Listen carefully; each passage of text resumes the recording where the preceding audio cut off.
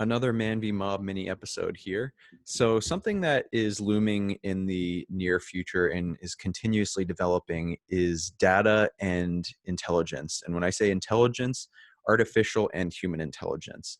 Now, the development of massive systems of data, I guess I should say data.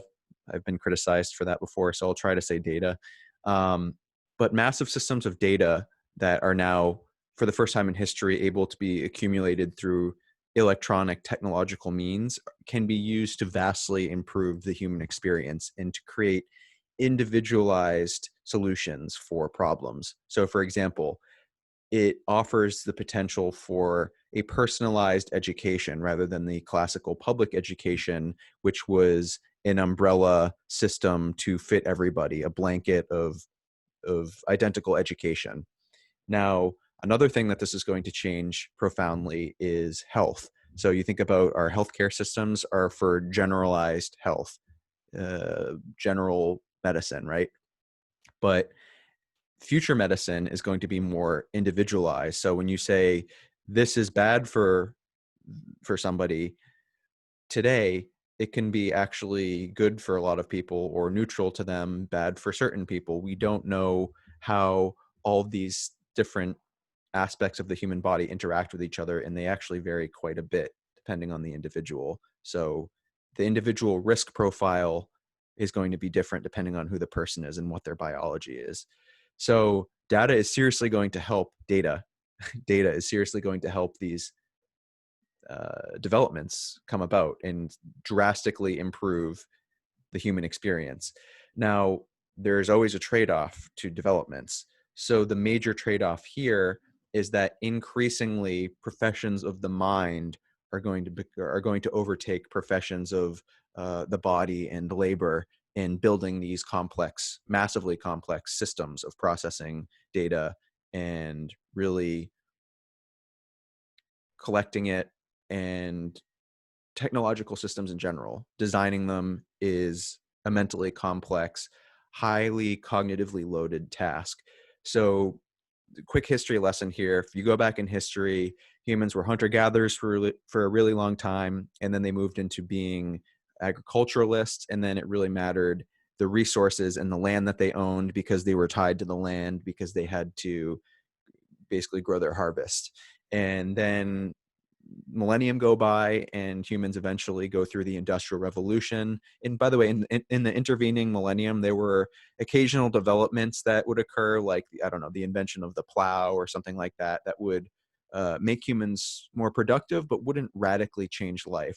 Then the industrial revolution occurs and it shoots humanity through a cannon. You have crazy development in an extremely short period of time. So it starts to go up a bit in the uh, curve of human development. And so you think about systems that exist today, like airplanes. They didn't even exist 100 years ago, basically. And all of a sudden, we have massive modern systems that shoot people around the world all the time. And that's just one system. But we're now reaching the point um, of exponential change, and that is going to be radical, and it is going to completely revolutionize humanity and change us profoundly.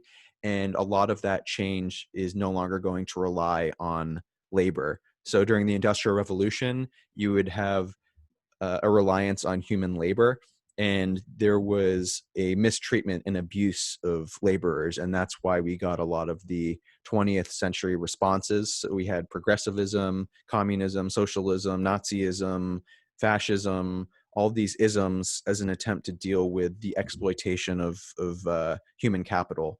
Now, moving forward, it's going to be the systems that came about to deal with supporting people who were laborers are going to become obsolete, because the future issue, our systems need to be built around neglect of workers, because we can now effectively automate those people out of economic necessity.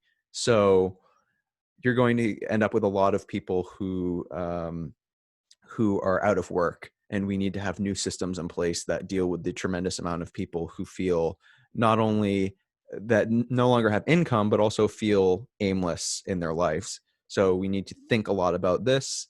Not only that, but we need to realize that this is a direct response to the human improvement of those data gathering systems.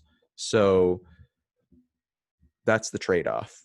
We need to consider how to allow people to live meaningful lives and to have the basic necessities covered for them, while at the same time no longer relying on them in an economic sense.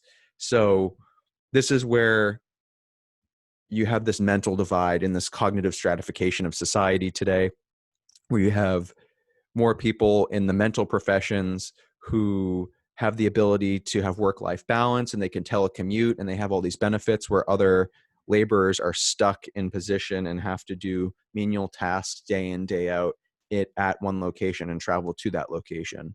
And a lot of that can be automated, and I advocate that a lot of it should be automated if we have a proportional response to the humanitarian crisis that it will further. And we need to realize that the solution that we come up with today is going to mirror the situation that the New Deal was addressing back in the mid-century, and that the New Deal was not only in response to a humanitarian crisis of the Depression, but it was also a more practical matter of responding to the impending threat of a communist revolution in the United States. So we need to think not only of the humanitarian aspects like the opioid crisis and the continual decline of purpose and mental security and physical security of a lot of people, particularly in the heartland and in rural areas, but certainly spread out in all types of areas. But also we need to think about the sense of revolution and the continual pursuit of demagogue solutions that's going to result of people that feel like they're now economically and politically powerless. So further discussions will come on this topic, but let me know what you think. Leave a comment or contact me directly.